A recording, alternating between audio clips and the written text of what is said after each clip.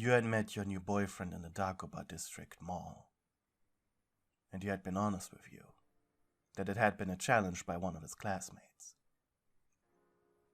Apparently, they told him, "Dude, you're never gonna get a girlfriend with your attitude." This hurt his ego so much that he just had to prove them wrong. You were sitting alone in the food court while checking your messages. Your brother had sent you a stupid GIF on a messaging app. You sighed and were about to send an entirely lowercase LOL as a response when he appeared next to you. "Hey, Extra, you got a boyfriend." You had blinked. More in confusion than anything. Accepting this odd behavior out of sheer curiosity, you placed your elbow on the table and rested your chin in your hand. With a smirk, you simply asked, "Depends." "On what?" he replied. "Do I become a main character if I say no?" He blushed. You were the first one to ever reply like that. With that simple answer, you had destroyed any potential response he could give you. "You haven't done this often, haven't you?" you said smugly. "I have," he shouted. You blinked in irritation. "Dogs that bark got no bite. Are you really one who degrades himself with shouting? So uncouth." His right eye twitched in annoyance. You could tell you were getting on his nerves, but also that you were the only one who didn't outright dismiss him. With your other hand, you lazily pointed at the seat opposite to you. "Sit," you ordered. His mouth trembled. "Oh, let me guess. Don't tell me what to do." Fine. Keep standing. That seat in front of me is taken." With a scowl, he immediately sat down on the chair. "By whom?" he growled quietly. "By you." "Oh, cool." Before you could continue, you reached forward with your free hand and snapped your fingers. "You know, you're kinda cute," was all you said, and he turned his head away from you. "You're making fun of me," he muttered loud enough for you to hear. "No, if I were to make fun of you, I'd call you a Pomeranian." Immediately his eyes shot back to you with an intense gaze. "It's the hair, and, your explosive personality." You chuckled. "I really hope your quirk has nothing to do with explosions." His hand gave off mild crackles. "You know, having a personality like yours with a quirk like that, that's very uncreative." Your smile widened as you saw his pupils shrink in pure anger. "Why don't you try to be a bit more unique? Say something nice to me, and be sincere." You blinked and sarcastically added, "And no, I'm not telling you what to do. I'm merely challenging you." His mouth quivered. "Come on, I'll live all day." I like your hair. It's very interesting." It took you a lot of composure not to laugh. "Nice try. Almost got me." He blinked. "Got what?" You ignored his question. "What's your name?" "Bakugou Katsuki," he replied. "What do you want to do? Office work? Or with your quirk, hero work?" You looked him up and down. "Also, how old are you?" He growled before stating, "I'm going to be the #1 hero of Japan. No, the world. And I'm 16. You raised an eyebrow skeptically. "The world?" Then he'd have to go toe-to-toe with Europe's Knights and Valkyries. And the American Peacekeeper Corps. That would be interesting to watch. 17, he answered dryly. "So, do you have a boyfriend or not?" Bakugou asked in annoyance. Do you go to UA? Yuas was suppressing a yawn. He proudly hit his chest. Yes, of course! Ah, well, I don't have a boyfriend, he stated truthfully. He looked at you expectantly, and you swiped a few strands of hair out of your face. What's with that look? He shrugged. Didn't expect to get this far. You rolled your eyes. Reassuringly, with only a hint of sarcasm, you replied, You're doing great, Katsuki. Keep going. Wanna go, like, on a date? Katsuki's question sounded so unsure it was funny. Alright, who set you up for this? His lips quivered. Bakugou really didn't want to show his weakness. Keishima is his name. I see, was your only reply. Now things got interesting.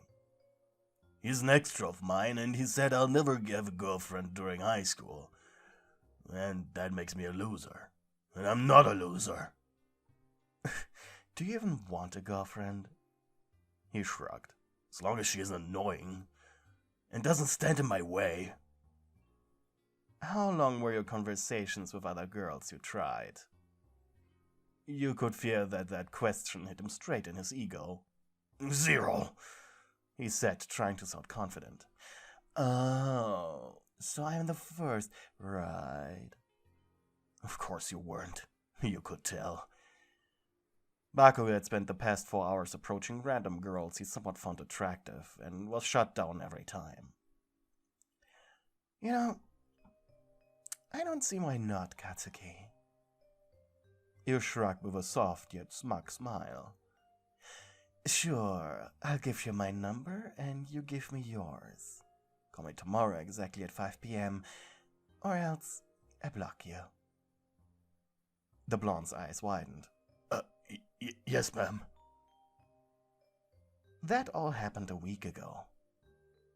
It was a real chore to be with him. But your attraction to him only built very slowly, yet steady.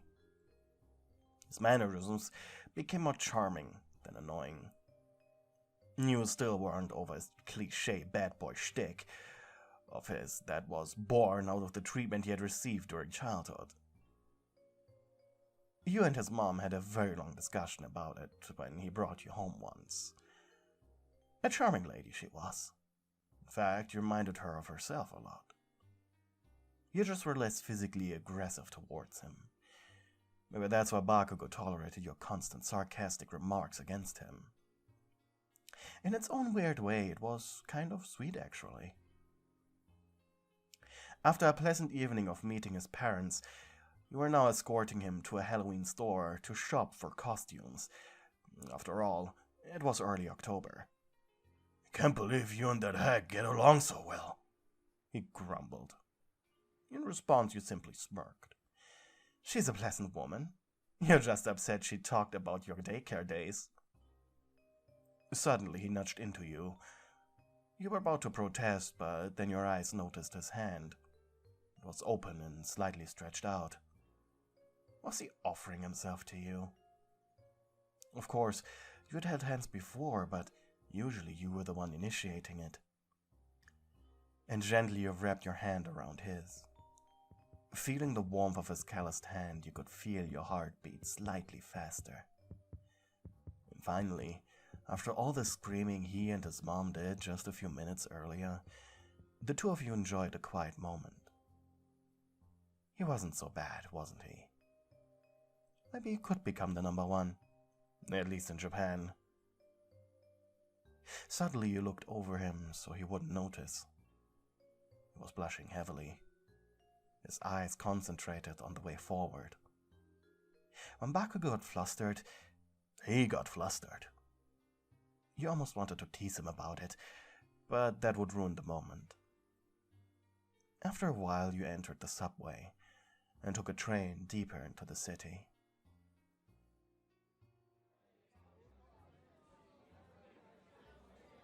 The mall was packed, filled to the brim with the smell of pumpkin spice, everything really, candied apples and screaming children. Huh, didn't expect this place to be so full yet. You shrugged. It's October. It's Japan, was his reply. You chuckled amused. And it's been a year since Japan joined that global defense thing in response to the Meta Liberation Army. Expect westernization to exhilarate. Bakugou's eyes furrowed.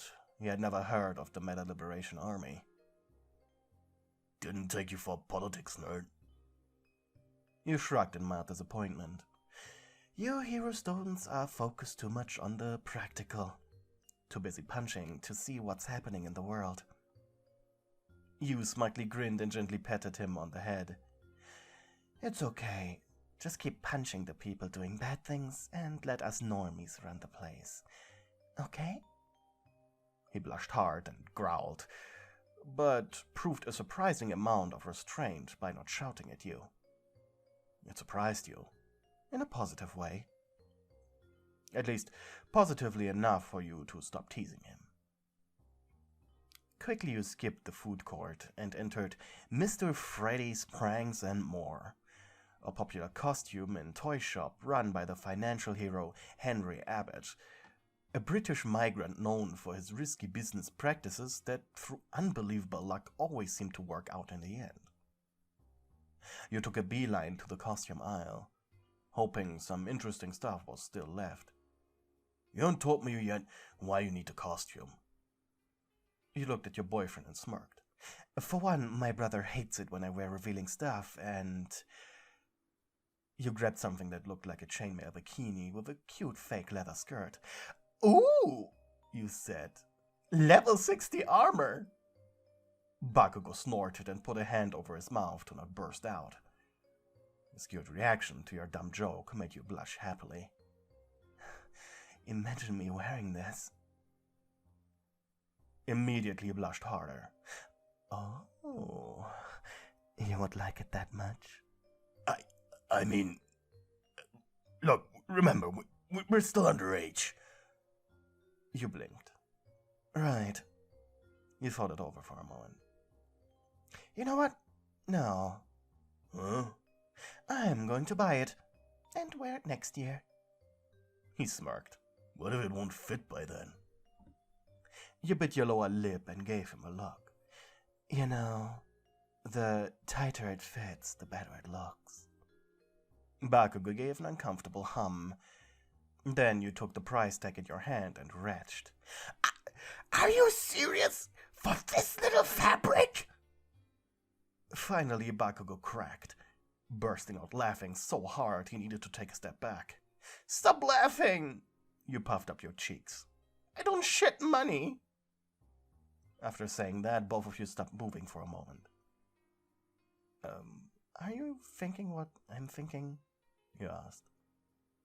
That if your quirk was shitting money, that it would be very uncomfortable? You nodded in agreement. Now both of you were laughing. You continued shopping through Freddy's, looking both at knockoff costumes like Night Fantasy Alchemist or Animatronic Duck Scary, to the more expensive licensed ones. Ooh, I like this one. You looked over at him. Oh, I like this one. You looked over at him. Bakugou had pulled out something looking a little fuzzy. Taking a step closer, you inspected the preview image. It was a knockoff maid catgirl costume. The fuzziness came from the wig. The name read Kitty Para Milk. Of course, a guy like him would like this. With a grin, you took it from him. Well, let's see. Fortunately, the changing rooms had one cubicle still left. Quickly you entered it, claiming it as yours. Patiently, Bakugou grabbed an empty cleaning bucket, as all chairs were taken by boyfriends of other girls, who all were equally bored-looking. And he really wasn't comfortable sitting on the ground in a changing area. 5 minutes later, you left the small room and presented yourself to your boyfriend. The fabric of the costume was unbelievably cheap. The very short maid skirt just barely reached your knees. In addition to the wig, it also came with cat ears and a tail that could be attached to the dress's backside. Trying to suppress his overwhelming hormones and emotions, Bakugou put a hand on his mouth. You looked absolutely sexy. "How is it?" you said smugly. His face told you everything. I mean, it looks okay." "Thanks. It's a keeper then." Over the next 2 hours, you put on various other revealing yet still age-appropriate costumes. At least the ones you could afford. But none seemed to tickle Bakugou's, or more importantly, your fancy as much as the Catgirl made one. So you quickly settled for it. As you left the store, Bakugou asked again, this time with a mild blush and slight exhaustion. "So, what are the reasons again for you buying this crap?" You smiled softly. "I like dressing up. I like teasing my brother by telling him lewd things I'm doing, even though I'm actually not. Despite me being older than him, he treats me like I'm 10. Lastly, at my school, we have a Halloween party on Friday next week, and, well," you shrugged, slightly flustered. "Up until now, I was too lazy to actually pick something." Soon you arrived back at the subway. It was just late enough for the commuters to already be home, yet still have a bit of sunlight left. Alone, you two sat in the seats, your hands together. For a moment you considered letting your head fall onto his shoulder, but by the time you had made up your mind, he already did that. His hair smelled like a mix of almonds, honey, and strawberries. It was weird. Probably the side effect of using at least 2 different hair products. You reached over with your other hand and gently combed through his hair. At least as much as the awkward position allowed you. He made a noise in mild protest, but he didn't say anything and just let it happen. What was he thinking, you wondered? Maybe that he could finally drop the tough guy act, or that he just wanted to try being soft for a change. If anything, you were just glad he showed you a bit more personality than just narcissism and anger, or stupid jokes. After you two arrived at your destination, you kept holding his hand until arriving at UA's gates. "I had fun today," you said. "Me too," he answered simply. His lips quivered. I just can't believe you get along so well with my mom," he shouted. You rolled your eyes, and before you could say anything else, you quickly bent down on his level. He was a bit smaller than you, before planting your lips on his. A surprised squeak escaped him. Admittedly, it was your first kiss as a couple, and he didn't saw it coming. At first, he didn't even realize what was happening and was about to push you away. He simply didn't know what to do, while you resisted the urge to plunge your tongue into his mouth. Both your hearts were jumping at an incredible speed. To be honest, you had taken a risk, and honestly, you thought he'd immediately push you off of him and call you names. Mostly out of anger that you took the initiative, and not he himself. You separated 2 minutes later when you felt a little lightheaded from your overflowing emotions and hormones. Both of you didn't say a word until his phone alarm rang. Curfew begins in a few minutes," he said almost shyly. You smiled and sighed happily. "Talk to you tomorrow, Katsuki." And then you left. With a heavily pounding heart, Bakugou proudly flaunted into his dorm's common room, where he was met by a completely agitated Kirishima. The redhead was jumping from one foot to the other, with a grimace that showed both anger, amusement, and confusion. What the fuck is wrong with you, shitty hair? Kirishima made a noise. Dude, was that the girlfriend you were talking about all week? Bakugou crossed his arms. Yeah? Told you she's real. He shouted angrily. No, you don't get it, said his friend while raising both arms defensively. Dude, that's my sister!